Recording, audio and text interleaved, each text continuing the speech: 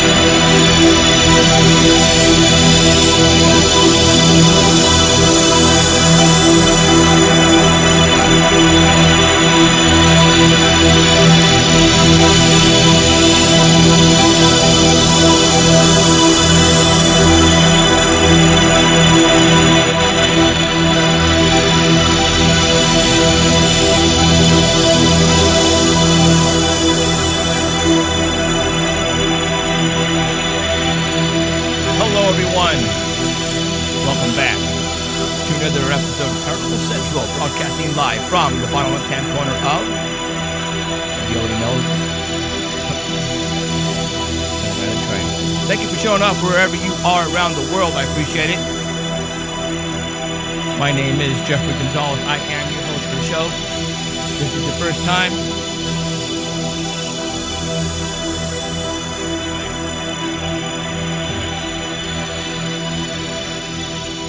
It's not loud enough for some reason. Like too much bass or something. I don't know. But anyway, here we go. All right. Thank you for showing up wherever you are around the world. I appreciate it. This is your first time for doing this for a long time.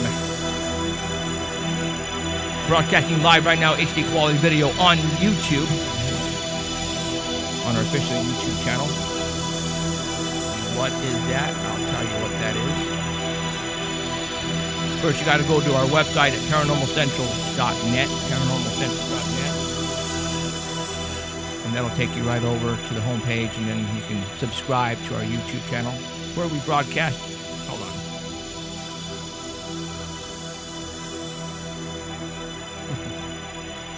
Where we broadcast every Wednesday night at 6:30 p.m. Pacific time. And what do we talk about here? Well, we talk about everything. I don't hold anything back. Why? Because this is the internet, and I can talk about whatever I want. Eventually, when I go to TV, then I got to scale it back, which sucks. because that's just the way the networks are. They don't allow you to talk about stuff like what we're going to be talking about tonight. Yeah. We're going to get into some serious stuff tonight. A lot of people don't like to talk about this stuff. And it's real. I don't care if you believe or don't believe. You have to understand, we are a paranormal show, and that includes everything from paranormal, supernatural, religion, monsters, spirits, everything. Aliens, UFOs, Bigfoot, monsters, werewolves, lizard people, reptilians, the Illuminati, Satan worshiping, devil worshiping. And I'm not trying to preach because I don't do that here. So don't turn off the channel. You got it? Stay right where you're at because this is going to be killer fun tonight. All right? And I mean killer fun. So let me pop up chat real quick so I can find out who's on chat. So let me go ahead and get that on here real quick. So stand by if you please, just stand by. Okay, so who are we going to have on tonight? I've had him on once before, about 2 years ago, I think, 2 or 3 years ago. And it got pretty intense because me being a musician, I've been in Hollywood. I've done the scene. I played down the Sunset Strip. I played at the Whiskey A Go-Go. I played at the Roxy, all right? I played at Madame Wong's when it used to be Madame Wong's back in the days. You guys remember, if you guys are from L.A., Madame Wong's? Oh, my God. I used to play there. In Orange County, I played at the oh, my God, if I don't remember. In Fullerton, it was Goodies, and then there's Toppers in San Dimas, the Green Door in Montclair, Spanky's in Riverside, in Corona. You guys, I've done it all. So I heard it all. I've seen it all. Maybe seen it all, but it gets really creepy. All right? And what I mean by creepy is that, there are certain people will do anything to become famous. Not me. Not me. All right? So what are we going to talk about tonight? If you are on Facebook, then you probably saw my post about satanic rituals. What consists of satanic rituals? Killings. And we're going to get pretty nasty. So if you have kids and they're listening to this show, I would say, I wouldn't recommend it because it's going to get pretty nasty, pretty awful. All right? It is. All right? Because I'm not going to hold back. This is a internet show. I can do it. If it was on TV, I probably wouldn't even be talking about the subject matter, unfortunately. So, okay. So, yeah, I mean, for those who, Claudia Smith's going to whiskey. Hey, Claudia, I don't know if you guys, I opened up for Depeche Mode, for Berlin, for A Flock of Seagulls, for Missing Persons. I used to do lights for A Flock of Seagulls. They were on a Southern California tour. I did lights for them. My biggest show ever, and I'm talking about music because this is cool, was at the Blockbuster Pavilion where they had the US Festival. There's an outdoor theater there now off the 15. I don't remember the city, but Depeche Mode, Stabbing Westward, and Primal Scream, and Turning Keys. We played in that location, not on the same stage as them, but we were off to the side and played for about 3,000 people. But I got to open for Depeche Mode. Was that cool or what? That was my biggest show ever. Anyway, okay, so in 3 minutes, we're going to get a hold of, his name is Zachary King. Who is Zachary King? Well,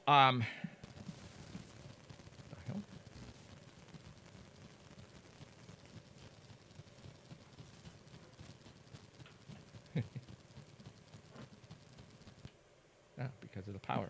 That's what it is. Because Zachary King. He he used to be a wizard.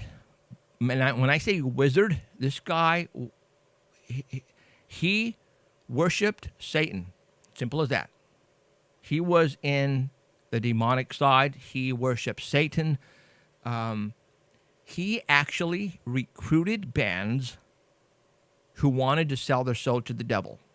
And we're going to get into that because I don't want to give it away because it's freaking way, I don't want to say way cool, but it's like, what? So, yeah. So we're going to talk to him, and I say we call him. I say we call him right now and just start the show. It's going to be a long show tonight. And it's, you know what, because there's a lot of stuff that we're going to be talking about after that. I'm going to talk about some stuff on my end, but I got stuff to show you and stuff for you to hear while we're talking to Zachary King. Okay, so let me call him. Oop, and turn this up here.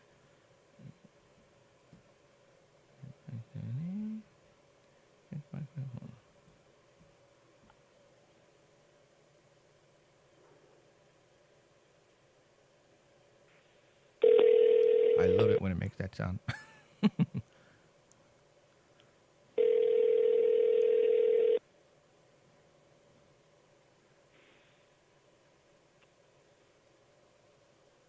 Hello. Hello, Zachary? Yes. Hey, how's it going? This is Jeffrey.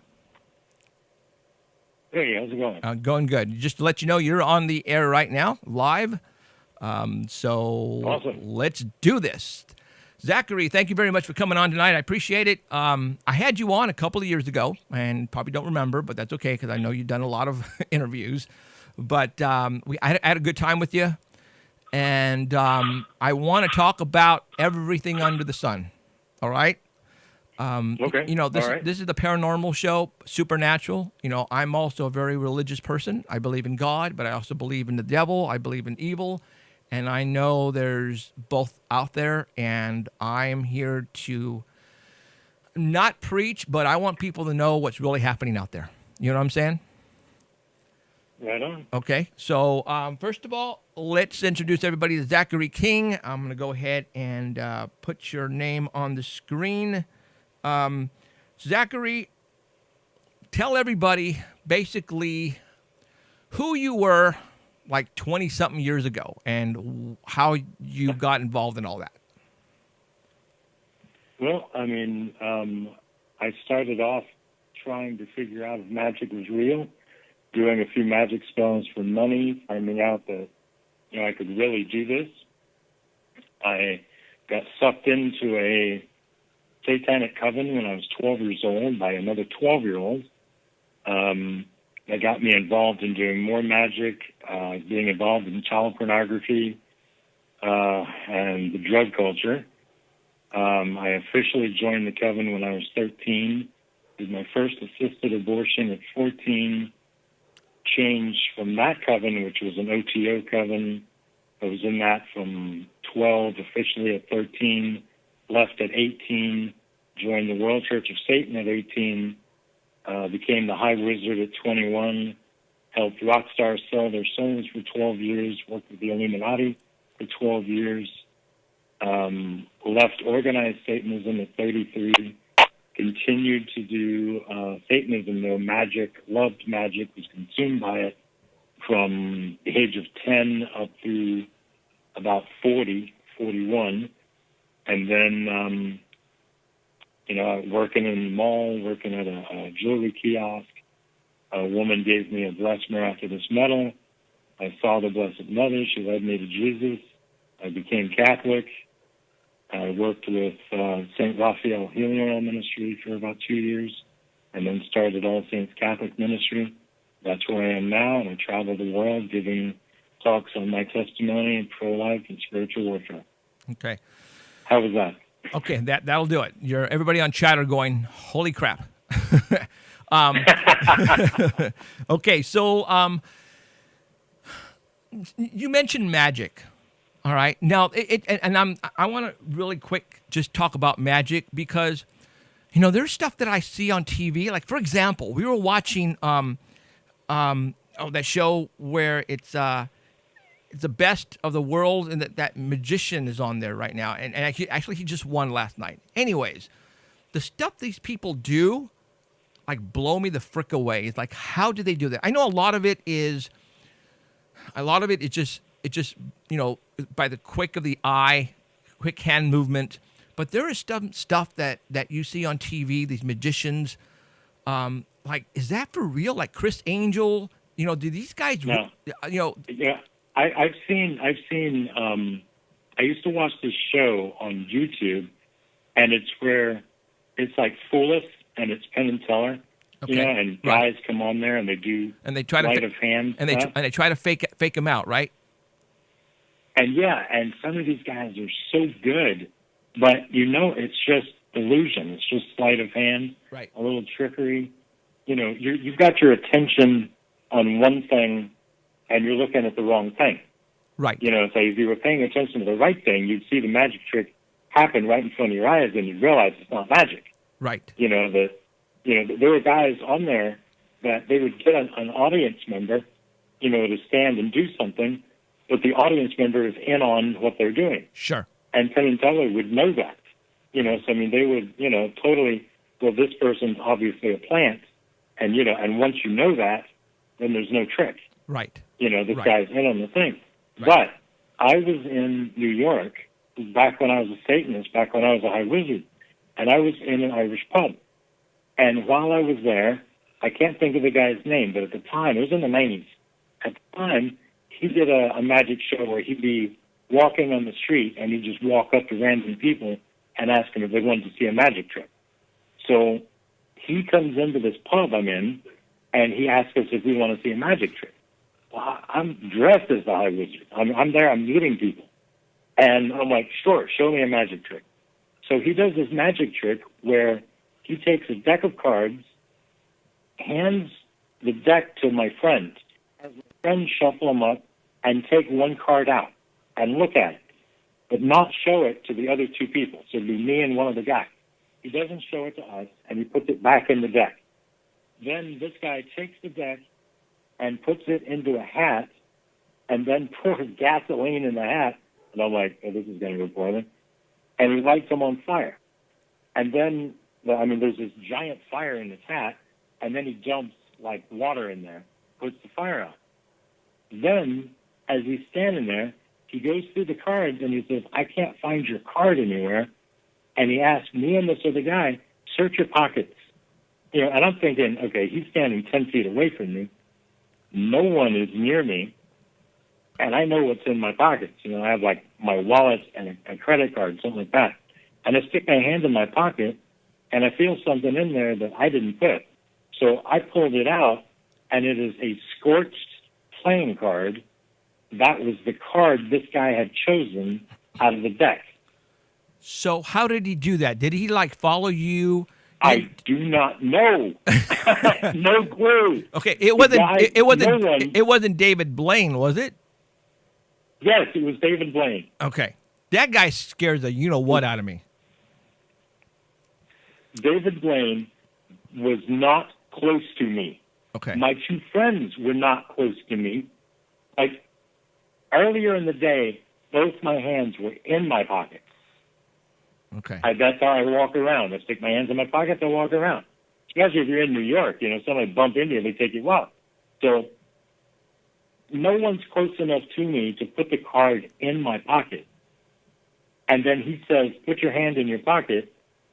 I think you've got the card. And I stick my hand in, and I've got the card. I pulled the card out of my pocket.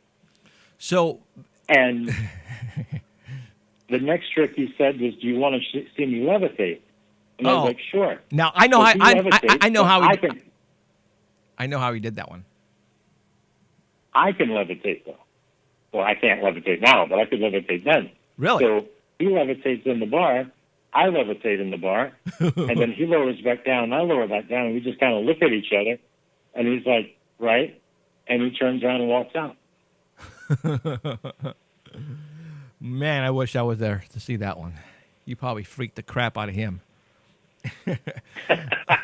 Okay, so you when you got involved in magic, I guess you wanted to be the best magician in the world. I'm assuming. Is that how it all started? Did you ask for help? I just wanted magic to be real. Okay. As a little kid, I wanted to levitate because in my mind, the most famous superhero in the world was Superman, and Superman could levitate. So if I could levitate my way to school, my mom didn't have to give me a ride, and I didn't have to walk. If I could fly there, that would be the most awesome thing in the world.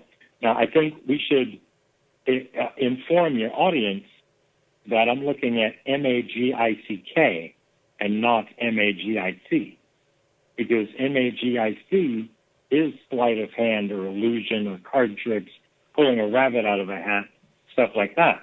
MAGICK is the way that Aleister Crowley decided that he would spell magic so that we would know the difference in sleight of hand and satanic magic. And satanic magic is what I wanted to do. If I wanted to pull a rabbit out of a hat, it's because that rabbit came from hell. I wanted, Why? When I pulled a rabbit out of a hat, I wanted it to come from nowhere. Why? Not just a hidden flap in the hat. Why? What would ever possess you to even, and using the word possess, to even think that? I mean, wow. Okay. Well, that's right. I'm a little kid. I'm a little nerd, and I wanted power that no one else had. And if magic was real, that's got to be something that I can tap into. There's got to be a way to find out if that's real or not. Okay. I was a kid before the internet existed. Right. Oh, yeah. Poor Al Gore didn't invent it, when I was a kid. So, right. I had to wait a few years to have the internet, so I could search these things. Because, as a kid, if you wanted to search crap out, you got to go to the library. You had to do it the old-fashioned way. Right. You had to pull up the Dewey Decimal System, and you didn't have a computer to do it. You had to use a card catalog. Right. Right. There's probably people listening to your show right now going, what? You had to do what? Okay. So, so you started at a young age to the point where I guess you were going to locations where you met other Satanists, and I guess the power was just so intense. I guess you loved the power. Was that the whole thing too? I mean, the power must have been great. Well, when I was 12 years old, this older kid told me, you're a member in the Satanic Coven, right? And I didn't believe that. I thought, I've seen all the creepy movies. I don't know if you remember the old Adam West Batman show. Sure. But when the bad guy was on the screen was tilted. Everybody was crooked. And then when the good guy came back on the screen, then the camera angle went back to normal. So, and in the creepy movies, the creepy music plays when the devil or when the Satanist is on the screen, and then the nice little happy-go-lucky music plays when the girl is on the screen or the hero. So I didn't experience the good guy, bad guy paradigms in real life. And Satan's letting me do everything I want to do. My parents won't let me go to movies, concerts, see bands, and I have to eat my veggies every night. But Satan will let me live on candy bars and potato chips, go see any concert I want to see. I'm starring in porn, when I'm 12 and 13 years old, and I'm thinking if I quit this group, because the guy did confirm, yes, it's a coven, but you're not a member yet. Would you like to be? Well, if I quit my coven, I'm smoking cigarettes every day. You got to be 19 to buy cigarettes, and I'm 12. I'm 12 years old and addicted to porn, but you got to be 18 to buy. I'm still 12. I'm having sex almost every weekend. If I quit my coven, I'm going to lose that ability. I'm practicing magic every day. What of these things will I lose if I quit this group? Well, I can still do magic at my house, but I'm going to lose the ability to get drunk, take drugs, smoke cigarettes, and have sex. I'd be an idiot to quit. I understand. I know where you're going with this. I mean, you're a kid, and it's like you're basically fulfilling every kid's fantasy. That's what you were doing. I mean, Right. Yeah, understandable. And my parents are the no belief. Everything I want to do, they say no. No matter what it is, it's no. I mean, I'm sure if I asked my dad, could I eat my vegetables every day, he'd have said no, just to say no. It was like, he did not want me to have fun no matter what. But Satan seemed to be okay with everything I wanted to do. Satan was so cool. It's like, and I'm doing magic spells for money, and I'm getting it. It didn't matter to me that I'm not getting exactly what I asked for. I am getting something. Wow. Okay. So the trade is never fair. When you agree to sell your soul, which is impossible to do, by the way, but when you agree to sell your soul, what Satan gives you in trade for that is not equal. Your soul is worth so much, but, I'm doing a magic spell for $1 million and he's giving me $10. But, when you're 12 years old, $10 goes a long ways. This is back in 1978, so, $10 did go a long way. Right. Okay. I want to start off with you and the music industry, and then after that, I want to get into the abortion and then talk about, I guess, your book, correct? Yes. Okay, and then we'll talk about that afterwards. So I want everybody to get an idea of the music industry. People who are listening right now either are going to think we're absolutely out of our freaking minds. And I'm going to tell you, Zachary, I used to be in the music business. I used to be in Los Angeles, played in bands, played the Sunset Strip. I did all that, okay? I didn't sell my soul. That's one of the reasons why we never made it. So, but I've seen, I've talked to people. I know it's real.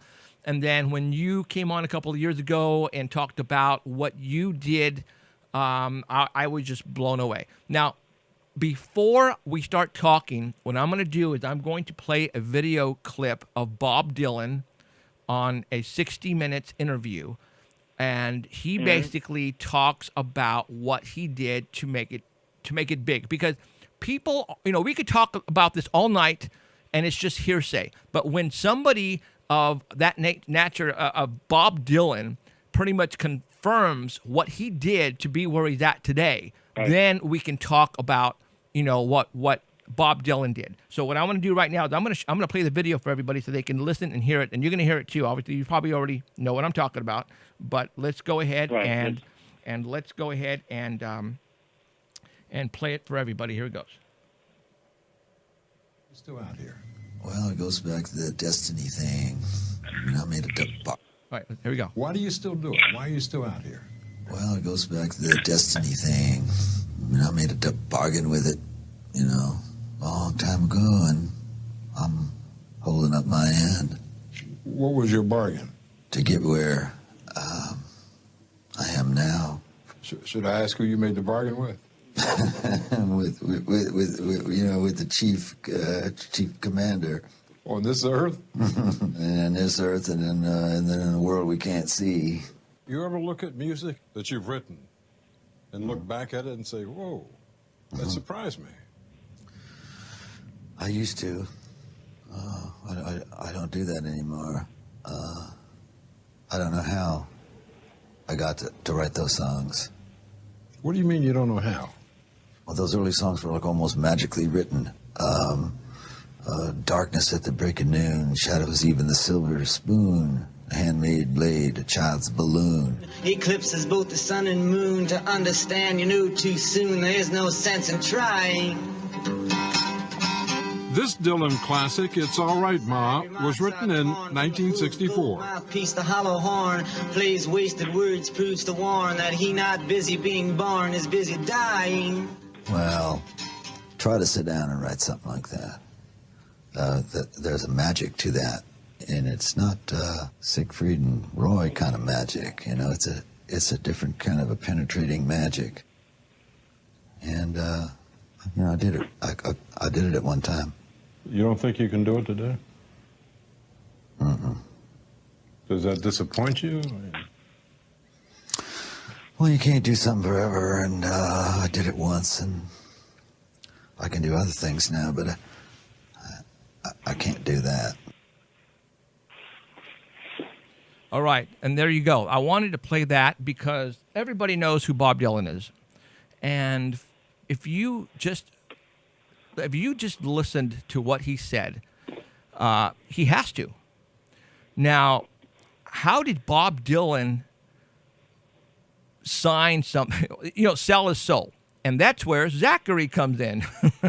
not saying that Zachary had anything to do with Bob Dylan, but Zachary, we talk about the Illuminati here, the New World Order, worshiping rituals, the whole 9 yards. I know Illuminati exist. I see in videos, I see when bands play like at the Grammys, I see all the logos, what's going on stage. Man, it's just so freaking obvious, but people don't get it.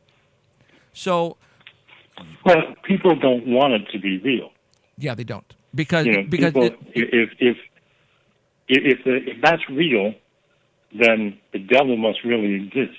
Right. And if the devil really exists, then possibly hell is real, and now they have to behave. Right. They have to do a godly thing, because if you're not for us, you're against us, and maybe the Bible's telling the truth.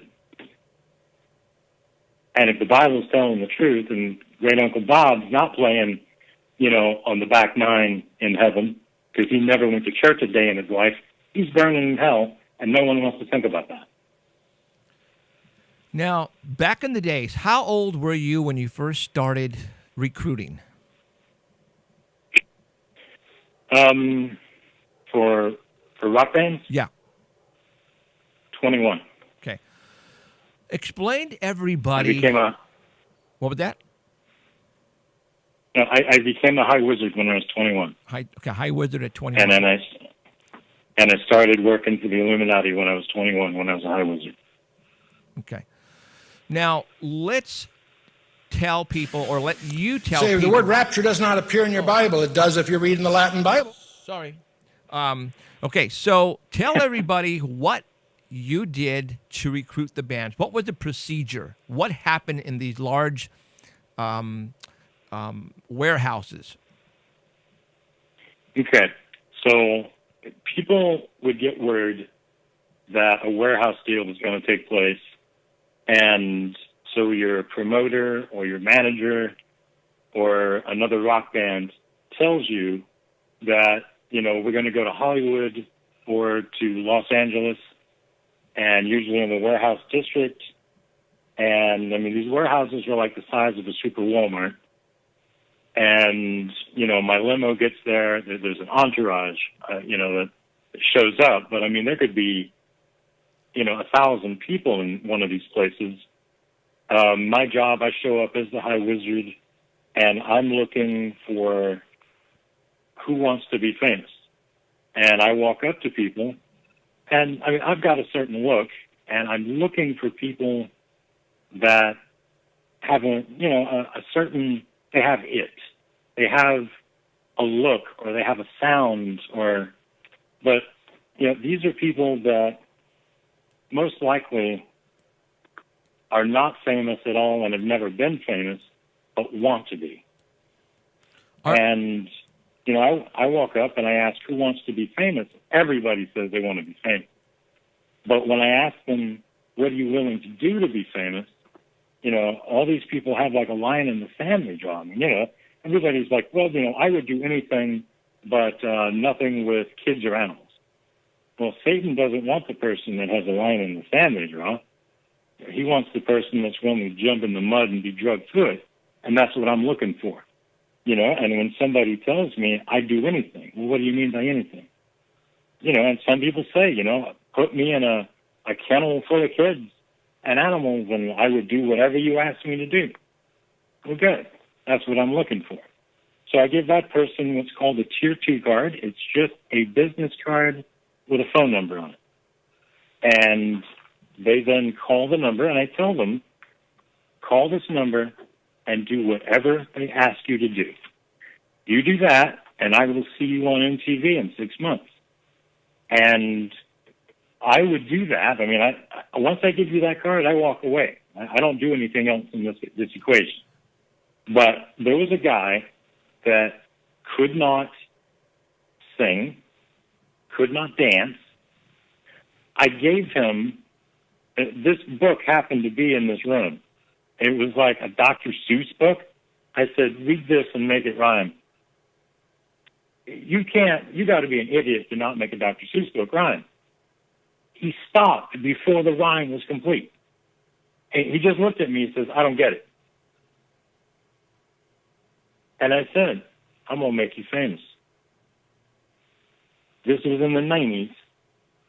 And he ended up being, I don't name drop, as you know, but he was in one of the most famous boy bands of the 1990s, singing and dancing.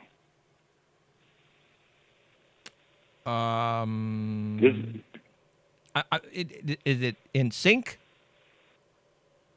It would have either been NSYNC or Backstreet Boys. Okay. I didn't listen to that kind of music back then, so okay. I know when I saw him, I was like, whoa, who knew that kid could dance or sing? Okay. All right. I'm going to put something up on the screen really quick just to maybe even confirm. I know you didn't give me these pictures. I went in and I looked for stuff, and there it is right there. I'm putting something up with Justin Timberlake on the screen, and something that he said: all you people out there, Satan is my master. He has always been. Justin Timberlake. Okay, so and I don't want you to confirm. It's just something that I found and I put up. It just so happens that you said that, and I had it in my possession, so that's why I showed it. Okay, so you didn't hear these people sing or even play any tunes. You just basically asked them some questions, and if they said I'll do anything, then they moved to the next step. Right. And if you're not willing to do anything, Satan doesn't want you. But I mean, even if you searched bands that sold their soul on YouTube or on Google, there's a butt ton of names that come up. Oh yeah. I mean, Snoop Dogg, Eminem, Katy Perry. Katy Perry said in an interview a couple of years ago that she wanted to be the next Amy Grant, and she failed. So she sold her soul to the devil. Okay, why don't you hold that? There's even pictures. Why don't you hold that thought right there? Because I'm going to play the clip. Here it is. Oh. Like almost 10 years ago. Yeah, I mean, I released a gospel record when I was 15 because I grew up in, a household where all I ever did was listen to gospel music, and my parents are both traveling ministers, and so I kind of sang about, what was going on in my life at 15, and that's how I got introduced to the music industry. I swear I wanted to be like the Amy Grant of music. Yeah. But it didn't work out, and so I sold my soul to the devil. There you go. I'm prepared, dude. I am prepared. Then there's a picture on Google of Pink. Not Pink. Well, there is a picture of Pink, but there's one of Katy Perry at the Satanic Temple in Salem, Massachusetts. Ooh. So she's obviously not afraid of people knowing because she posed for this picture.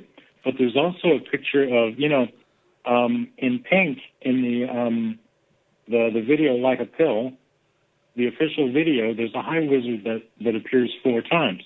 The third and fourth time you see him, he's conducting a magic spell, but there's a picture that it's her standing on the red carpet with the high wizard standing next to her, and the photo is actually, it's like a ministry in Spain or something like that owns the rights of the photo. Okay, who you'd have to. I think you have to search for it, like Pink standing with High Wizard. Pink? And it's a still photo. Okay, so the rock star Pink, right? You're saying? Right. Okay. Right. Okay. Let me see if I can find that. And hold on. Let me see if I can find it. But go ahead. Go ahead and talk some more while I look. And they have the photo is credited with her standing next to a High Wizard.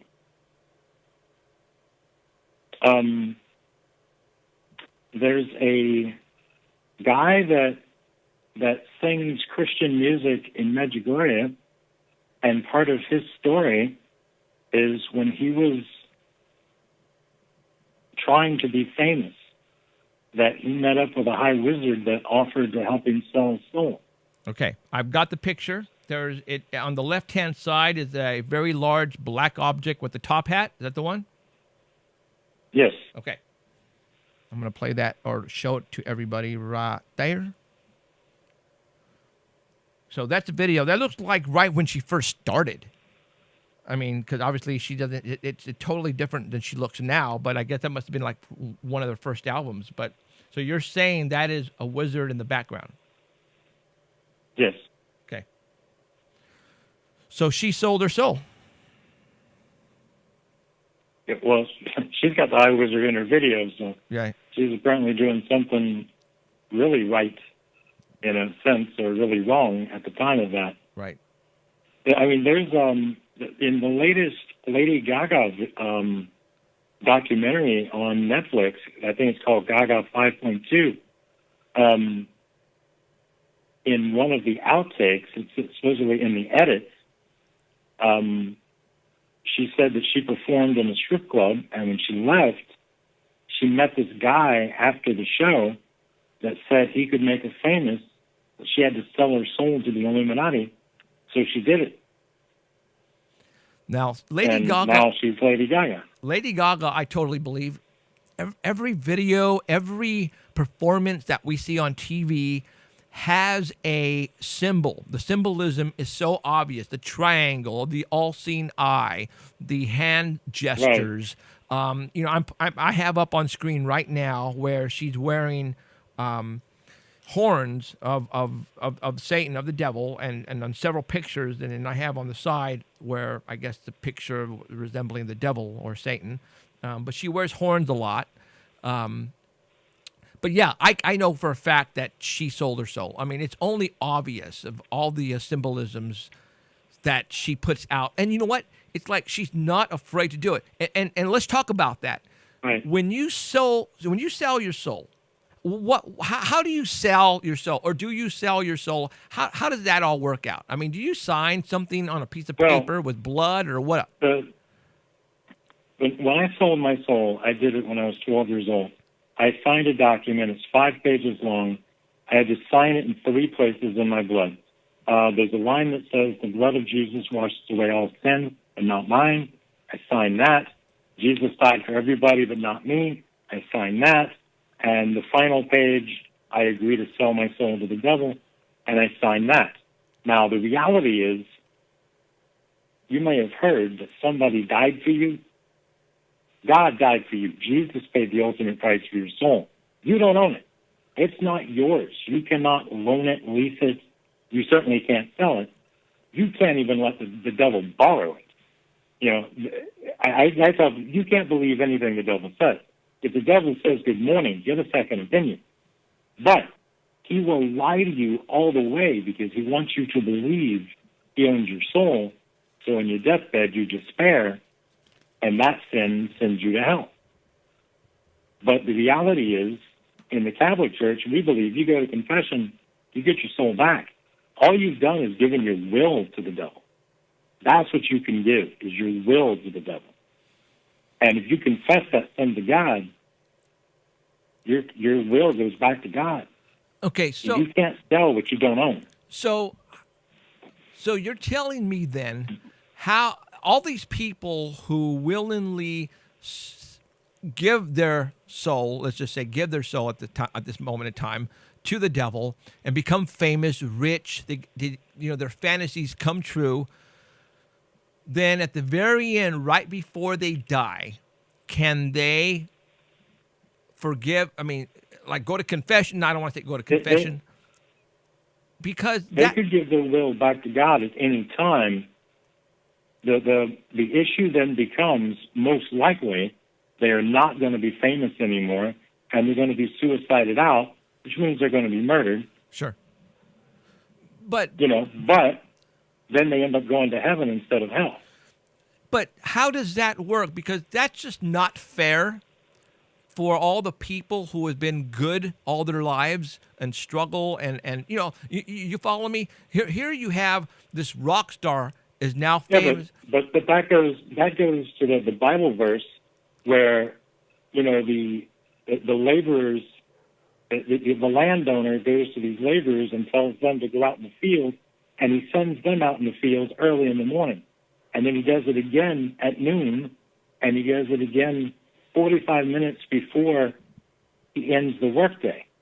So you've got the people that were out there from early in the morning working hard, but he also sent 5 other groups of people out into the field to work. And then the people that went out there just before quitting time were also sent out there. When he calls everybody back to the workforce, back to his house to pay them all, he pays them all the same amount. And the people that were out there in the morning are like, wait a minute, we went out there all damn day. How come we got a penny? And so did the people that were out there for an hour. And he's like, how is it not fair? It's my choice. It's my field. I can give these people whatever I want. It's not their fault that they only work for an hour. I give everybody what I think they deserve. Everybody gets the same amount. That's the same thing you're saying. It's not fair that you be good your entire life, somebody else be good for a very short amount of time. Everybody gets salvation. That's God's rules. Yeah, but that still doesn't make sense to me. I mean, we don't know. But it doesn't have to make sense to you. This is why we're not in charge. So then, I'm getting at then is we shall see when we die and go over to the other side and reap the rewards of. Because I don't know. Growing up, I was brought up Catholic. Okay, so I have been a good person all my life because I fear God. I do, because I don't want to come when I die. I don't want to be him to be pissed off at me. All right, so that's just the way it is. So I have been a good person all my life, even to this day, and so because I want, and I'm not trying to be selfish, but I want to reap the awards of heaven. I want to, you follow me? I mean, but I don't know. It just, that's the way I see it. And and all these people who are living the life down here, and then all of a sudden they go up to heaven anyways. And it's like, so where does... Yeah, but remember that there's references in the Bible to crowns with different jewels. So some people are going to get up to heaven and not get a crown. And some people are going to get up to heaven and have a crown with 1 or 2 jewels. And some people are going to have a crown totally encrusted. Mine is not going to be totally encrusted. I'm worried I'm going to be up there. I'll be happy if I'm cleaning somebody's outhouse in heaven. But if I just barely squeak in the door, I'm good. Right. If I spend extra time in purgatory, I'm good with that too, because if I make it to purgatory, I know I made it to heaven. Okay. All right. I mean, and obviously we don't have the answer. I don't know if you. But that is true also. We just don't have the answer. We will find out when we die, and I want to be prepared for that day. And that's why I am, and that's why to this day I am preparing myself for that day. It's as simple as that. All right. So okay. So, there's a lot of bands on, like you said, on YouTube, and I've done research. I've listened to them talk. I've seen their symbolisms on YouTube and their lyric content. There's a lot of people who right off the bat, like Madonna. for example. Right. It's pretty much done for her. She gave her soul so long ago, it's not even funny. What other bands do you know right off the bat that have sold their soul that people would know? I mean, I know, Red Hot Chili Peppers. Okay, and Yes. there was a video that was on YouTube on one of their, and you know what? And this is one of the MTV Music Awards. The first thing he said out of his mouth is, "I would like to thank Satan." You know, he actually said that. The lead singer of the Red Hot Chili Peppers. So I know where you're going with that one. So who else? Kiss. Okay. Eminem.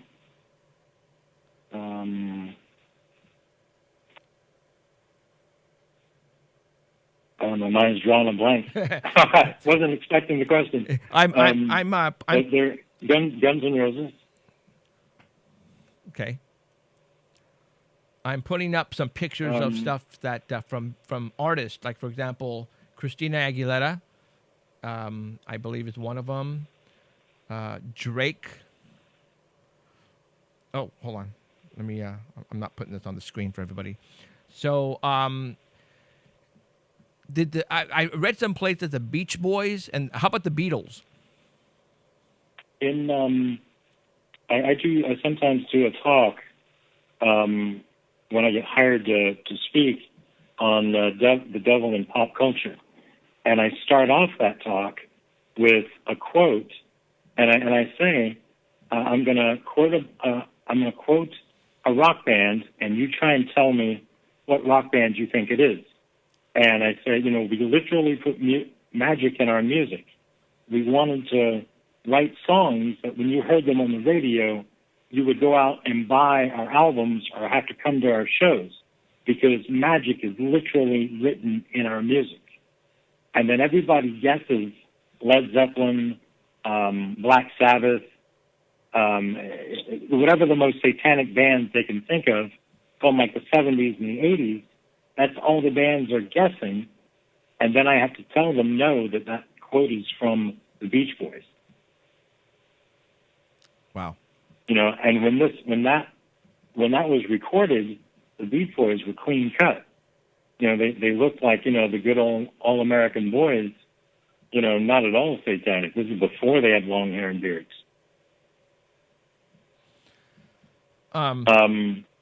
There's a book about John Lennon's life that said that Yoko paid a witch $75,000 to make John Lennon more famous than he'd ever been. And, he came from the Beatles, so, it's like, what are you going to do to make him more famous than what he used to be? And right after she paid that, he was shot and killed. And it's like, oh, well, now he's more famous than he ever was. Sure was. Man. Got to be careful what you ask for. Exactly. Okay. So that's actors. How about the last time I spoke, we only got into the bands. What about actors? Actors is pretty much just as bad. I partied with actors, but I didn't work with any actors to help them sell their souls. Almost practically everybody, when I got into this racket, so to speak, people were almost willing to kill each other to become famous, to be a rock star. I was surprised to find out that actors did this too, because it seemed like everybody was already a famous actor. Like there wasn't anybody new breaking out into the scene. It seemed like they either were famous or they were nobody. And rock stars, it wasn't that way. It was like, they'd be like nobody. Then you go to one of these warehouse deals and suddenly there's 25 new famous people in the scene. And there was a constant flow of people wanting to be rock stars. And in the actors' world, there wasn't that. But there was a lot of satanic actors. I mean, even if you look back to the 1960s and 1970s, what was his name? The guy that sung the Candyman. Oh, is he a rapper? The black guy. The black guy. I know you're talking about. Can't think of his name. He starred in movies back in the 60s and the 70s with like Dean Martin and Jerry Lewis. An open. Oh gosh. Sammy Davis Jr. There you go. Sammy Davis Jr. was a member of Anton LaVey's First Church of Satan, and he even wore a satanic ring that he got from Anton LaVey. He was blatantly a Satanist. He was also supposed to be like a member of the Baptist Church or something like that. I mean, he used to talk about that my dad said that he heard him say he sung in a black Baptist choir or something like that. It's funny that I was arguing with my dad that no, he's a member of the Satanic Church. It's funny that you said that because I just put up something by Black Sabbath, and it says Black Sabbath was launched in the U.S. with a party in San Francisco with the head of the Church of Satan, Anton LaVey, presiding over proceedings. All of a sudden, Sabbath were Satan's right-hand men. It's just kind of weird that you were talking about that, and all of a sudden I put that up. Well, like in Black Sabbath, they had when they first came out, their lyrics were not satanic, and Tony Iommi got the band interested. Like he showed them all these satanic books, and said we should write all of our music to coincide with what these books talk about, and they were like, "Oh, sure, let's try that." And then they said that when they started writing the book, writing their lyrics to match these things, they started getting visited at night by black cloaks and red eyes, and they seemed to be like, saying, if you'll worship us, we'll help you become successful. And they thought, sure, why not? And then they became like the top rock band in the world. And they said, yeah, you get scared some nights, but, it's a small price to pay for fame and fortune. Not a small price for me. Yeah, seems a little too steep a price. I mean, Jimmy Page from Led Zeppelin is if you watch the video, the song remains the same.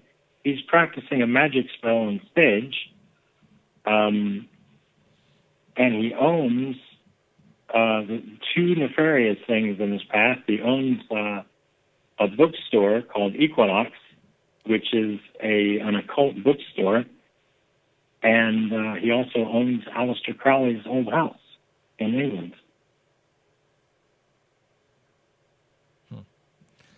Scary. That's not creepy at all. Scary stuff, dude. And I think just didn't Katy Perry recently buy a convent, a nun's a convent, yeah, convent right, and kick the California. nuns out, yeah. And basically, I'm assuming she just did that to piss off the Christians. And no, the Catholics. she did that, and that in essence made a group of nuns homeless. Right. I mean, honestly, who makes nuns homeless? That's heartless. Katy Perry. These people don't have a job. They don't have jobs. They don't get paid for going out and helping the world. I mean, Mother Teresa got famous helping. She told an entire country, instead of you murdering your babies, why don't you bring them to me? My convent will raise these children. That was in Calcutta. It's like the poorest place in the world where people can't afford to have babies, and she's saving them, by taking them in, and these people are living by donation. So this is pretty much nuns everywhere. When you see a nun, they're being supported by somebody because they don't have jobs where they work and get paid. And Katy Perry's like, I want to own that convent. I'm kicking all you guys out. Right.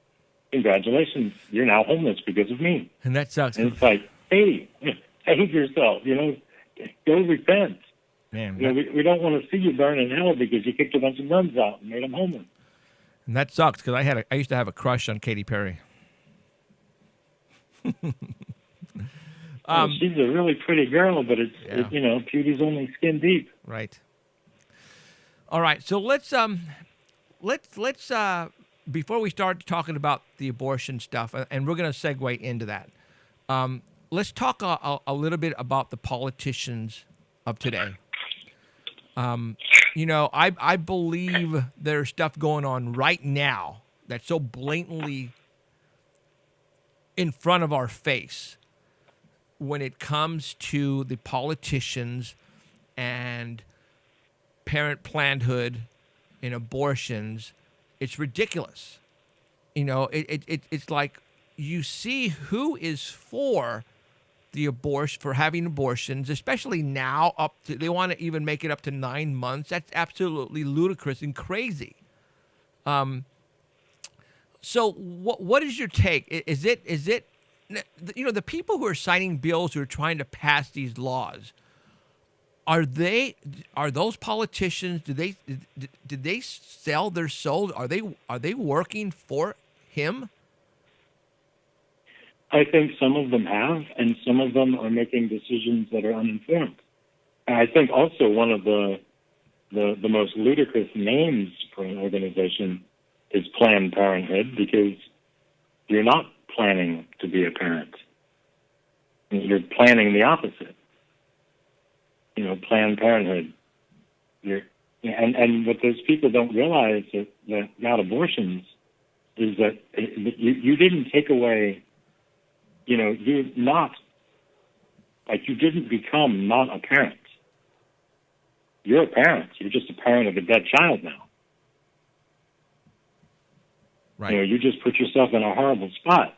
You know, one of the quotes from Mother Teresa is, you know, the how horrible it is, you know, that a country that teaches its people that killing a baby is okay. You know, a country that teaches its people that killing a baby is okay is a country heading towards nuclear war. So what? You cannot solve, like, I mean, the things they say, you know, that we can eliminate world poverty, starvation by murdering babies. Well, where the hell has that worked? Good question. What place in the world has eliminated their poverty and starvation by murdering their babies? Since every country has abortion, which one has eliminated poverty and world hunger? None. I don't recall hearing about a country doing that, Right. but I do recall almost every country having world hunger and poverty. And I would bet that, you know, the majority of those countries have a butt ton of abortion happening. Exactly. Why haven't they eliminated the two things they say abortion is for? So okay, abortion. I mean, it's a touchy subject, but I want to get into it really deep, meaning I'm not going to hold back. You know, when you have an abortion, I don't care, let's say 3 or 4 months, and you abort the baby and you have the fetus, what are they doing with these body parts, the fetuses?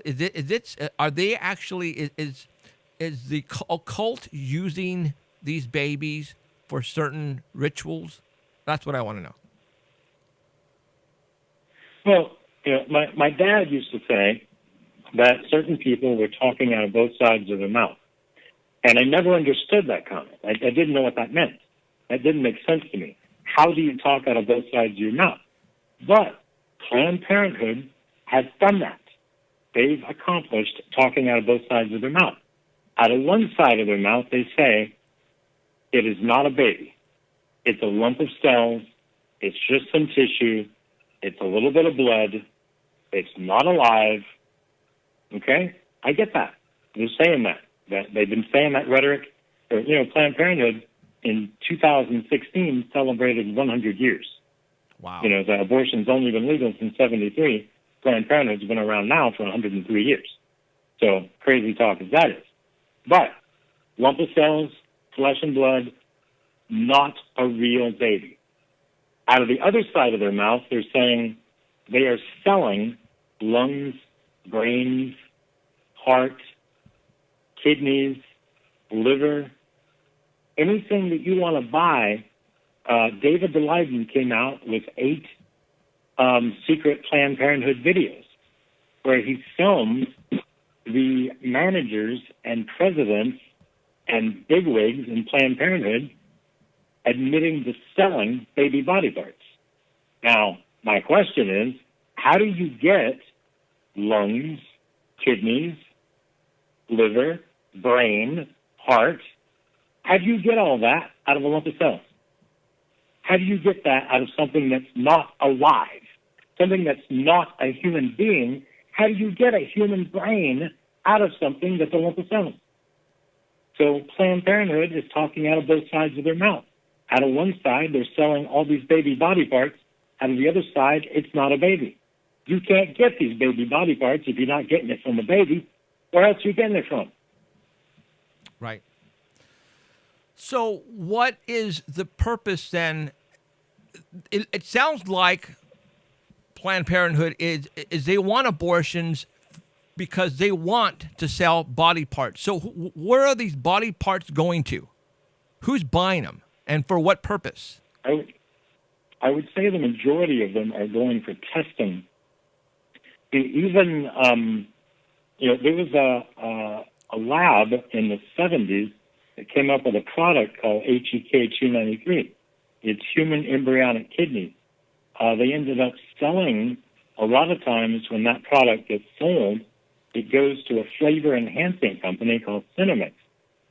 And Cinemix is being used by Pepsi, Nestle, Ajinomoto, Coke, Kraft, Campbell's Soup backed out of the deal, and Soleil. Soleil makes all the soy products in the world. And the HEK293 goes in the testing phase where they use aborted baby kidneys to help flavor enhancers so that they can remove what's bad for you in candy, potato chips, soda, and then they remove what's bad for you, but they still keep a good taste in there, good flavor. Right. I've heard about that. And, I mean, they could use proteins from something else. You don't have to use aborted baby kidneys, but they do that anyway. It's like, really, that's nefarious. So, I mean, that's one of the things that these baby body parts go towards. Now, but the baby body part does not end up in the final product. When you buy a Pepsi, you're not drinking a baby body part. But when they were deciding how to make that flavor, they used the protein from the aborted baby kidneys to get it. So it's still a nefarious thing. But then there's other testing facilities where they do this, and there's satanic cults that buy baby body parts and supposedly, in theory, bake them into bread or make them into soups. There's a company in China, there's a few of them in China, that make soups and use fetuses for that. That made the news probably like 3 or 4 years ago. And the stuff that David Daleiden revealed in 2015 got revealed by Mark Crutchner of Life Dynamics in 1992. But we didn't have social media in 1992 like we got now. So it was kind of like he revealed it, but no one knew it. You had to be on Life Dynamics newsletter back in 92, which almost nobody was. That's scary because, a lot of the products, and I know I've read, Pepsi and all those Nestle, I use all those products, man. It's like I like that stuff. Is it because I'm addicted? Is it because of what they're using? And it's. I mean, there's so many people that contact me and they want to know, some kind of cereal is their favorite cereal. They grew up on it as a kid, and now it's their favorite cereal. Do they have to give that up? It's like, listen, that's between you and God. When you get to heaven, Judgment Day, you have to answer for what you did and what you didn't do. Right. Somebody's heading towards a cliff. It's your job to tell them, hey, you're heading towards a cliff. You might not want to go that way. Don't think, well, if they kill themselves, that doesn't affect me and that doesn't affect anybody else. But it does affect you, and it does affect somebody else, and it affects them. That even if it only affects them, you got to tell them they're heading towards it. Now, what they do with that information after you tell them, that's up to them. If they still decide they're going to run, jump off the cliff, well, that's fine. The onus is on them. But if you don't tell them and they step off the cliff and die, and you could have stopped it, right? You're responsible now. Right. So my job, when I found this out, HEK 293, I learned that. I thought, well, I make videos and I make, CDs and DVDs. Okay. I'll make the video. I'll make it available. I'll make a YouTube video about it, and I made the disc, and I put it out there. Now, you watch it, onus is on you. You got to decide whether yourself, if you're going to eat it, you're going to not eat it. It's up to you. But I made the video. So now I'm not responsible anymore. I made it. You choose, what my video is about, you choose not to watch it, well, that's still on you. I made it. I did the responsible thing. Okay. But, people are still like, but I want to eat this cereal. Well, again, that's up to you. I do not know exactly. In my video, it's made in 2011, I scrolled the entire time I talk, which is 20 minutes. The entire time I talk, the names of potential products that could be tainted with this product scroll across the bottom of the screen for the entire 20 minutes. That is a lot of products that you might have to give up. And there's a lot of delicious products and all that. And since this was made in 2011, it's now 2019, there's a lot more products that could be tainted on that list as well. Right. But again, I'm not saying don't eat any of those products. I'm saying this is what might be affected. Whether you eat them or not is between you and God. Great. I have a picture of the front cover. Is it a book and a CD, right? Or is it just a CD? Yes. Okay. It's a book and a CD. And for the people that listen to your show that know who Father Frank Pavone is, he fully endorses my book and my CD set. And we have a picture that it's on my website, actually. Yes. It shows Father Frank Pavone holding both of my products. Right. I have a copy. And that picture. Yes, I have a picture of your book right now. The red hand, abortion is a satanic sacrifice, up on the screen right now with your website, allsaintsministry.org. For those who want to go to it and order it, you can there. You can also get it on Amazon. Amazon.com. Okay, cool. Right now, getting it on Amazon.com is the only way to order it because I'm sold out. Oh, there you go. So I'm trying to order new books now. Okay, cool. So go to Amazon.com, and it's called Abortion, the Satanic Sacrifice. Politicians. Okay. Let's talk about what's happening right now. What is your honest opinion on who's on the President of the United States? Well, right now he seems to be the most anti-abortion president we've ever had. We've never had a president actually make a video and show up at March for Life in January in Washington, D.C. There's even people that don't even know that happens every year. And it's like this year, 1 million people showed up to protest abortion. Right. We've never had that many people show up. And the media... Last year, we had 650,000 people show up. Right. The year before that, we had 600,000. The year before that, 500,000.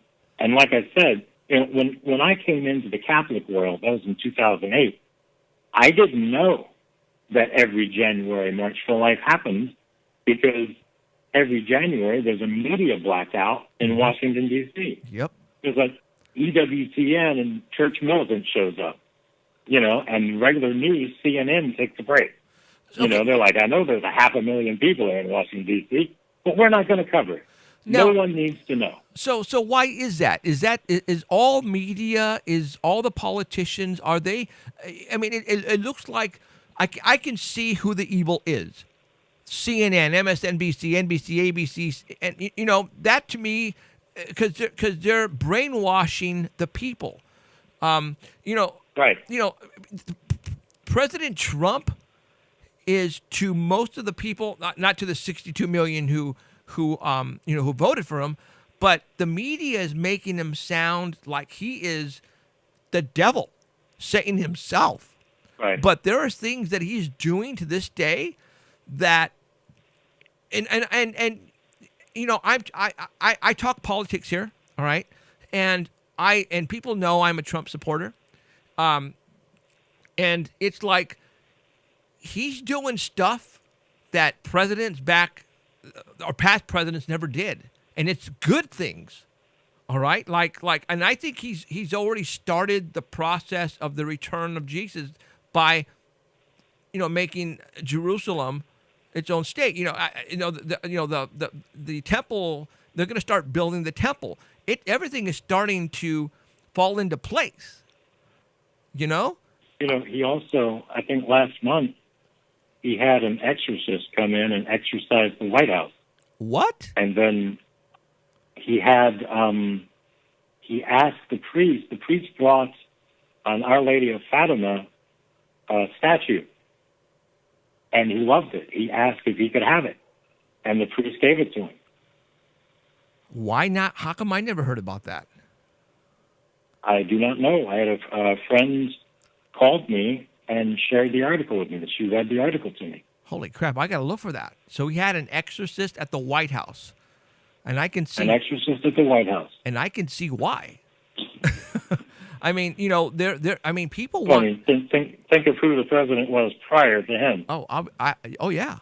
I mean, people are not going to believe. People, people worship, and I don't want to say worship, but, Obama, the Clintons. There are things that people need to know about these folk that when they find out eventually, it's going to blow their mind. I mean, if you look at, WikiLeaks, she's involved in spirit cooking. She goes to a satanic coven meeting out in California once a month. Who's this? That was per her bodyguard. Who are you talking about? Clinton.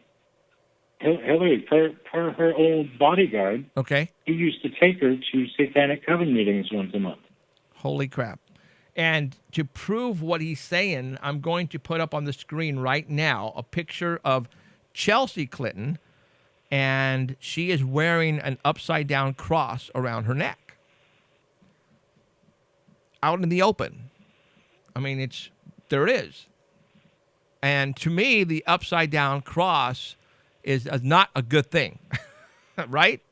It's a satanic symbol, and it's indicative of human sacrifice. Okay. The Clintons, I believe, have been involved in child trafficking for a long time. And I believe that they are in this, they do the rituals because they bring in kids. And I believe they kill, they're using children and they're killing children for rituals. That's what I think what's going on. I mean, what do you think? Yeah, they were big in Pizzagate as well. Yeah, Pizzagate. I mean, yeah, people think it's all a bunch of nonsense. And I've talked about all that here. So, you're not preaching to the choir. I mean, I've talked about it. People think I'm absolutely nuts, but... Pizzagate was a scandal for a very brief period of time, and then people started to die over investigating it, and it all went away. Right. Yeah, and then some rock stars decided they were going to speak out against pedophilia in the music industry, and they died. And 2 of them got suicided out. And we're talking the lead singer for Linkin Park. Is that one of them that you're talking about? And then I'm thinking, what's his name from? They were good friends. Audioslave. Audioslave. Yep. From Audioslave and what was the name of the other band? Oh God. I paid for for him to get perpetual masses for the repose of his soul.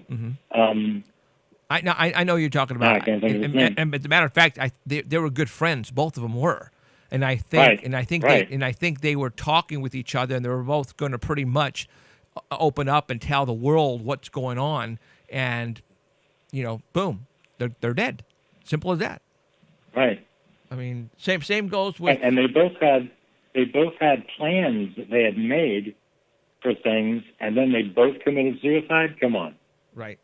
They were both rumored that they were going to talk about this stuff, and then they both turned up dead. Right. Come on, we're not buying that. No, not at all. It's like when Joan Rivers, somebody asked her, "What do you think we'll ever have a gay president?" She says, we have a gay president. And Michelle is a man. Michelle Obama's really a man. Yep. And the kids are adopted, and then she has an elective surgery for cosmetic reasons and dies. It's like, yep. It's like, yeah, that's not suspicious at all. Exactly. I'm not afraid to talk about that. I talk about that here. And it's like, it's so obvious when these people die right after they say something that they're not supposed to have said or about to break open with some news, and all of a sudden they're gone. It's like, it's ridiculous. It's wow.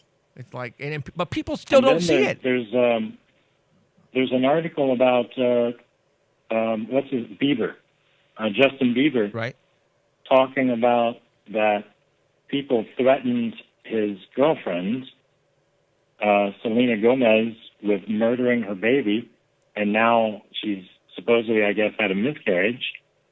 But the article that was told to me was that he was brought into a room and shown a dead baby that was missing, like, tissue on its skull or its body or something.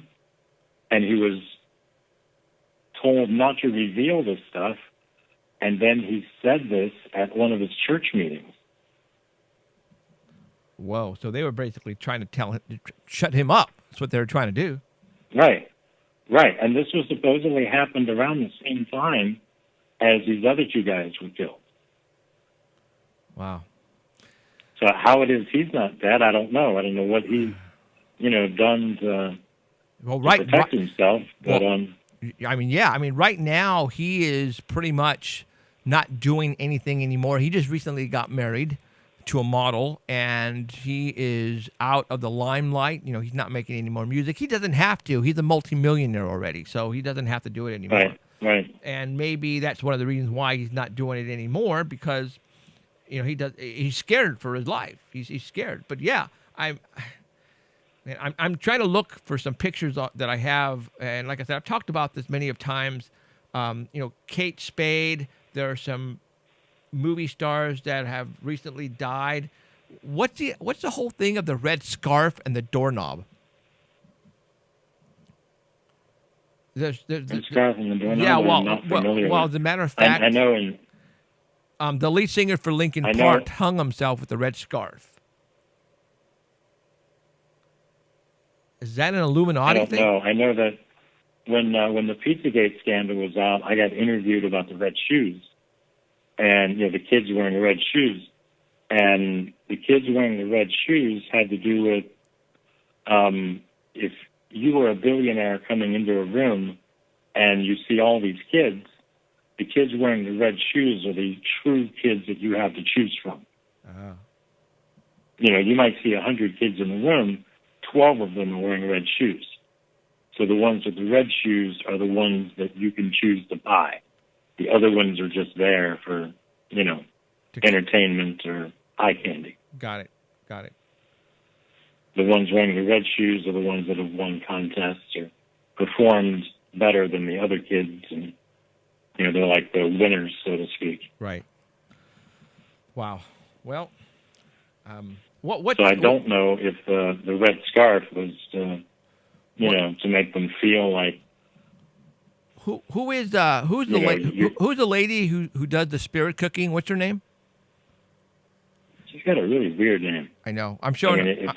I'm showing a picture right now on the screen, and I think their last name starts with the Arabian or whatever. But I've got her picture on the screen right now, and I've seen pictures and videos. It seemed like her last name was something like Abramovich or something like that. Yeah, exactly. And where the spirit cooking stuff, I've seen Lady Gaga there. I've seen many actors and rock stars. They go to her parties. Big time movie stars. Yeah, she made a statement that it's not done in a satanic church setting. It's done in an art studio, and when it's done in an art studio, then it's just art. And spirit cooking is done with like breast milk, urine, sperm, and blood, and it's a sex magic spell done by Aleister Crowley. And, my example for this, because people ask me, is that true? If it's done in, an art studio, it's art. If it's done in a satanic church, then it's a satanic ceremony. And I said, well, are you familiar with the Catholic Church? Because if we do a mass in church, well, then that's a mass. But if you do a mass in somebody's home, do you know what that's called? And they're like, no, what? I said, it's called mass. It doesn't matter where you have it. A mass out by the cemetery is a mass. A mass in church is a mass. A mass in your home is a mass. No matter where you do it, it's a Catholic mass. So if you're doing a satanic spell, no matter where you're doing it, it's a satanic spell. There's a satanic coven that worships Mary Magdalene. Now, they don't worship Saint Mary Magdalene, the person that worshipped Jesus. They worship Mary Magdalene, the prostitute. And that's in St. Maximin de St. Paul in France, where there's a basilica of St. Mary Magdalene. And if they can, they'll break into the basilica to do a magic spell. And when they do a magic spell in a Catholic church, it's still a satanic magic spell. You don't change what it is just because you change the venue. Gotcha. Something done for the devil is still satanic no matter where you do it. Just because you do it in an art studio, it's still a satanic spell. Right. Pretty crazy stuff, dude. I talk about the subject matter here quite often, and it's not that I'm not trying to scare people, but people need to realize there's a whole different world out there. There is good and there's evil, no doubt in my mind. I've seen it. All right, I've seen it. Right. And obviously you firsthand. So people need to open up and take this all in, because there's people that they idolize on TV, actors, actresses, rock stars, politicians. They have no idea what they're doing behind the scenes. They have no clue, man. And I know what's going on right now as we speak. There's a whole war happening, a whole war of good and evil, and I see it on TV every day. And this abortion thing is right smack in our face, and I don't see how people don't see it. It just blows me away. I mean, you know what political side is involved in this stuff.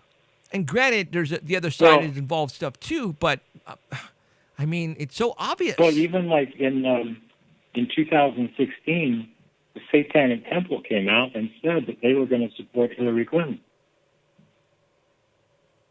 It's the devil is telling you right in your face, I'm backing Hillary Clinton. Right. And people still look at her and say they trust whatever she says, and they don't believe that there's nothing negative happened with Benghazi, and and it's like, well, that was terrible in and of itself. Right. The Clintons have been involved in murders all along. Oh, absolutely. How it is that you don't get caught, I don't know. And we've got all the thousands of emails that changed hands. Well, now the emails on Anthony Weiner's laptop, there were supposedly a couple of photographs on that laptop that have to do with Hillary Clinton and her right-hand girl killing a child on a bed. Do you know what I'm talking about? I do know what you're talking about. Okay. That photo made the internet. That went through like wildfire. Yeah. And then it was gone. Well, I actually, luckily for me, I actually took a snapshot, and I have that picture. And I have the picture of the dead child, and I have a picture of the bed all bloodied with all the rags and everything. I actually have both those photographs still. And it's, from what I recall, the police officers who found the body and who saw the pictures had to get help because it messed them up really bad. And they know it was Hillary Clinton. As a matter of fact, the FBI knows what she did. And to this day, I still can't figure out what is holding everything back. Why haven't they come out and, arrest all these people for what they're doing or what they have done? It's just beyond me. I don't know. Is Trump waiting for a special day, a time? It just doesn't make sense to me. I mean, you would think he has everything he needs to go in and start arresting these people. Well, what about a few years ago, Janet Reno was pulled over, I think, in Washington, D.C., drunk, with like a naked 12-year-old in her backseat. Oh. And the cop that arrested her, I think, was fired. Wow. See, that was like, that story can be Google searched. I got to Google. And it's not hidden. I mean, as of, we pulled that up, my secretary pulled that up, I think, last year. And somebody told me that existed, and I thought, no way. And I pulled it up, and it was there. I'm going to Google that right now, Janet Reno. Well, Zachary, let's go ahead and plug. I'm going to go ahead and put your website on the screen right now, altsaintsministry.org. What other books have you written prior to this one here? And do you have? I'm pretty sure you have audio stuff, right, as well? I have. The CD set is Abortion is a Satanic Sacrifice, and it's an audio. And the book has a couple of extra stories in it that aren't in the CD set. But if somebody would rather listen to the book than read it, then buy the CD set, because it takes the book. Like I said, the book is just a transcript of the CD set. So what the book has in it is a couple of stories. Like I say that Einstein's definition of insanity is doing the same thing over and over again, expecting a different result. And that's how we fight the abortion movement. Every year we send 500,000 people to march and we try and change new laws. Every year abortion is still legal, so what do? We send more people to march and we write new laws. And then the next year, abortion is still legal. So what do? We send more people to march and we write new laws. And it's like, we've been doing this now for 45 years, and abortion is still legal. Abortion industry, is still just as active as ever, and nothing's happening. So we said abortion is spiritual warfare, and we gave 4 steps of how to shut down an abortion clinic. We shut down in Louisiana every abortion clinic but 2, using spiritual warfare methods to do it. So every method we use is completely legal. If you look at the methods we use, if you're on the other side, you're thinking, well, why would these things work? Why would this do anything? Yet we've shut down, like I said, every abortion clinic but 2. In Texas, we're doing a similar thing. Abortion clinics are shutting down. My book has shut down 39 abortion clinics around the world. The book's only been out. Well, the CD set came out in December 2015. We started shutting them down, though, before it came out. So we had shut down, when the CD set came out, we had shut down 25 abortion clinics in Louisiana. And we've probably shut down more than 39, but that's what we've been told about. And how are you guys doing this? When you say spiritual warfare, I'm assuming there's praying involved. And is it at the building itself? Is it at the building itself? We encourage people to do a Eucharistic procession with an image of Our Lady of Guadalupe and people praying the rosary. That's step number one. Step number two is prayer and fasting, because Jesus says some of these demons can only be shut down through prayer and fasting. Having a mass said and having an exorcism said. And we give examples where each one of these things has shut down an abortion clinic somewhere. Well, it's four easy things to do. Right. I mean, but how does an abortion clinic just completely shut down? I mean, how does... There's an abortion clinic in Los Angeles, and an exorcist, one of his parishioners, it's in a strip mall, so one of his parishioners pulls up into the strip mall every day. When the spot in front of the abortion clinic opens up, he pulls his van into that spot, and he calls the exorcist. The exorcist shows up, gets in the back of the van, does a mass in the back of the van, and then does an exorcism in front of the clinic. That clinic started off being open 7 days a week and doing approximately 77 abortions per week. He's been doing that now for over a year, and that abortion clinic is open 3 days a week and hands out contraception. It does 0 abortions now. Wow. The only thing that changed is that for a year, an exorcist has done a mass and an exorcism in front of the clinic. When was the last time you did something like that for an abortion, for a location? I mean, did you? I mean, when was the last time I did an abortion? No. When was it? I mean, when you guys go out to a specific location, or do you guys pray somewhere else? You guys don't go to the building to like protest or anything, or? Oh, I go to the. Usually on Friday is my day to go out with a friend, and we go and we pray rosaries in front of the local abortion clinic. Okay. I try and do that every Friday. I don't always have that opportunity, right? But my friend Jennifer does. She goes out every Friday and does that. Wow. Here in Wichita, we have a very organized group that goes out and protests the abortion clinic. And every year, around October, our bishop goes out and does a mass in front of the abortion clinic. Last year it was 2017, I think.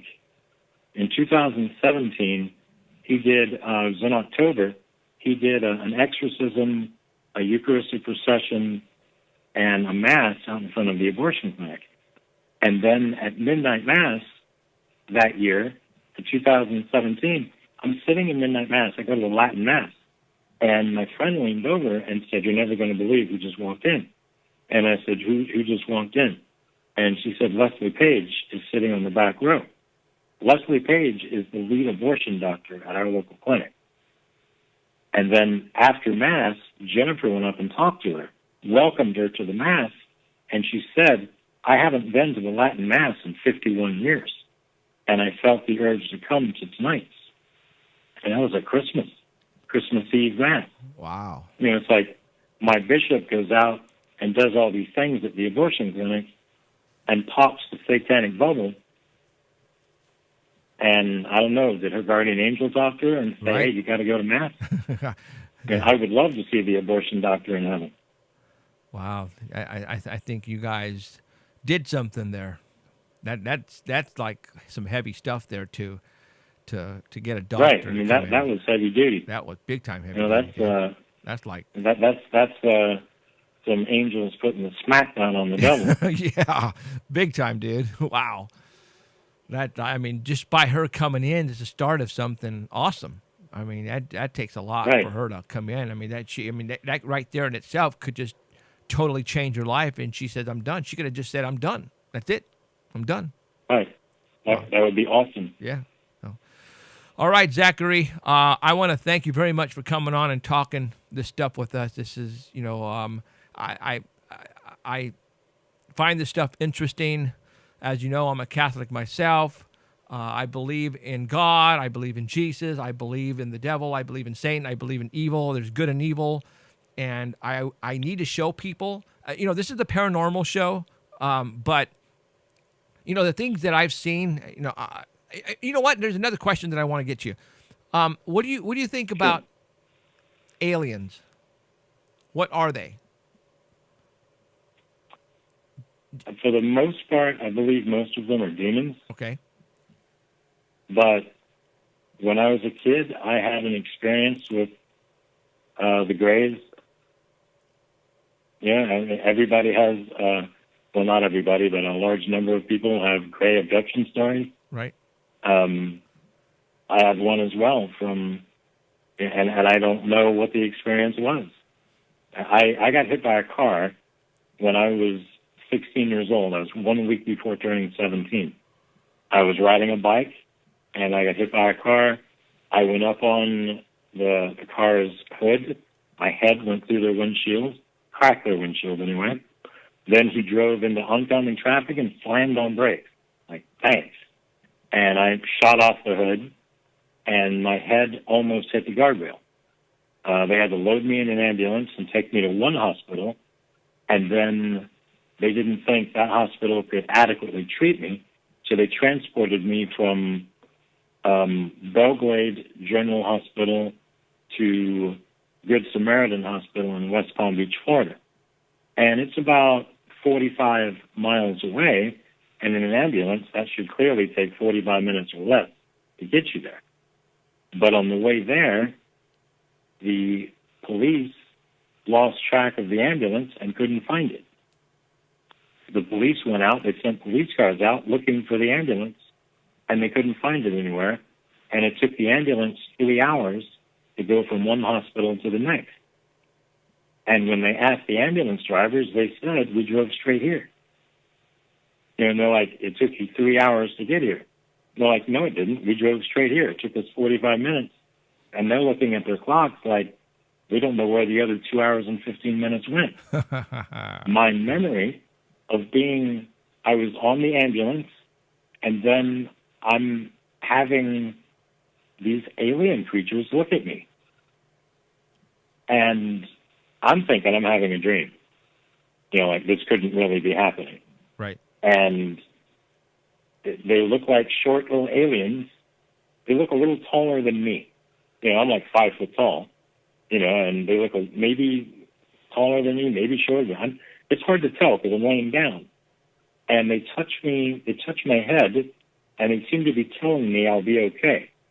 Like they're not here to hurt me. And then I close my eyes and I wake up. I'm in the hospital. And I didn't know anything different. I thought that I had been in an ambulance this whole time, and I went to sleep, and I woke up, and here I am, and I thought that was a dream. But when I was talking to my dad, he told me, and then you disappeared for 2 hours, so we couldn't find you. I'm like, what do you mean I disappeared for 2 hours? You know, it's like the ambulance disappeared. We couldn't find it. You were gone for 3 hours. It should have taken you 45 minutes or less. And the ambulance has no recollection. The driver has no recollection of anything happening. But we sent the police out to find you, and we couldn't find you, and suddenly you're at the hospital. But apparently it wasn't that big of a mystery because they never looked into it. They never told us what happened. Right. I mean, it was. And I just have this strange dream of seeing this thing, and then, you know, it's not like I sat up during that time and walked around. I mean, I had a broken leg and a torn ACL, so I couldn't have gotten up and done anything. How old were you? But to me, it was just a dream. How old were you? I was 16. 16. Well, that's when... It was 1 week before turning 17. Okay, and well, you were involved already in the whole Satan thing, you know. So I think they just came to visit you, man. That's some scary stuff right there.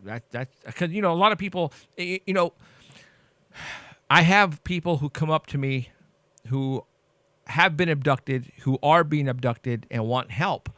And my buddy, Alan Thomas, said that, why don't you try using the Jesus name to get rid of these aliens, grays, whatever you want to call them. And people have been using the name, in the name of Jesus Christ, I command you to leave when they're being abducted. and these aliens take off screaming after he says, or they say, the name Jesus Christ. And it works every freaking time. I'm gonna have to tell people that because I never thought of that. I mean, I thought they were demons, right? But when I was a kid, as I said, I thought I was having a dream. Right. The only thing that clued me in that it might have been real was my dad telling me that the ambulance disappeared. Right. Yeah. Well, I mean, and my dad asking me, did I see anything? Did I remember anything? And I remember every abduction story I've ever heard. You end up thinking the person was crazy.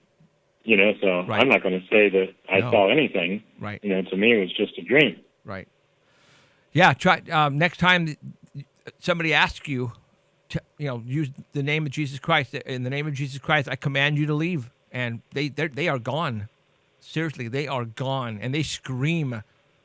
They scream loudly, and they leave, and that is the last time they ever come back. So try it, see what happens. Okay. So, all right, Zachary, I'm going to let you go, buddy. Thank you very much for coming on. Everybody has your website, your name, everything's. My pleasure. Thank you very much for having me on again. Absolutely. The next time you have another book out, or you want something to talk about, or you have some news you want to spread, text me. Let me know what's going on, okay? All right. Right on. Thanks, Zachary. Talk to you soon, man. All right. Okay. See you. All right. Bye. Bye. All right. If you don't believe now, well, I know it's kind of hard to comprehend. I know it's just, it's like, I don't know. But we live in a world that is, I mean, I talk about the weirdest stuff here, guys. I would have never thought in a million years that I would be talking about all of this stuff. I used to be afraid to talk about this stuff, but I have seen it with my own eyes. I have touched it. I have been there. I know it's real. I know there's good. I know there's evil. I know that there are monsters out there. I know that people are experiencing these things, and man, the stuff you see in movies, man, it's real. It is real. If you don't believe, I suggest that you do some research and try to figure out the truth on your own. I know it's kind of hard. There are other shows like mine who try to help people. I hope I didn't turn off people by the stuff that I talked about tonight, because when you say the devil, Satan, Jesus, God, angels, people just want to turn you off, and they say bullshit, and you go, I don't want to listen to this. talk about Bigfoot or talk about aliens. To me, this is right up there with all that stuff. All right. I don't know what to tell you, but this stuff is real. I promise you it's real. And I'm here not to preach.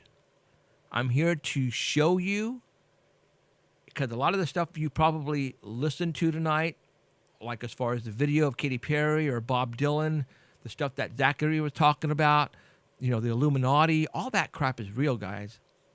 I know it's hard to believe, but it's real. So, all right. I've been doing this now, we're going on 2 hours. Whoa! It's been a while since I've done a 2-hour show. You guys have fun? You gonna have nightmares now tonight? All right. I want to thank you guys for showing up tonight. I appreciate it. If you don't know, I have Bob Gimlin from the Patterson-Gimlin film in 1967 coming to Fresno on April the 6th. Buy tickets. Buy tickets. Go to my website at paranormalcentral.net. Paranormalcentral.net. On the home page is a link to go buy tickets. Tickets are only $20. We're only selling 200, so I would suggest to buy them. We're having Bob Gimlin is coming down, the guy who was with Patterson, who shot that famous picture of the Bigfoot walking. You know which one I'm talking about, right? I'm going to be interviewing him in front of his live studio audience. We're going to film it for TV. Everybody who is in the Bigfoot community here in Fresno is going to be there. We're going to have a good time. Come and say hi to me. I would love to meet you. April the 6th. It's going to be a great night. Saturday night, 7 o'clock, I think, or 7:30, one of those two. So go to my website, paranormalcentral.net, click on it, buy some tickets, and I'll see you guys there. All right, well, guys, I'm going to go over to the keyboards, and I'm going to take you out on the boards. Thank you for showing up wherever you are around the world. I appreciate it. My name is Jeffrey Gonzalez. You have been watching Paranormal Central. Now let's go to the boards. I'll be right back.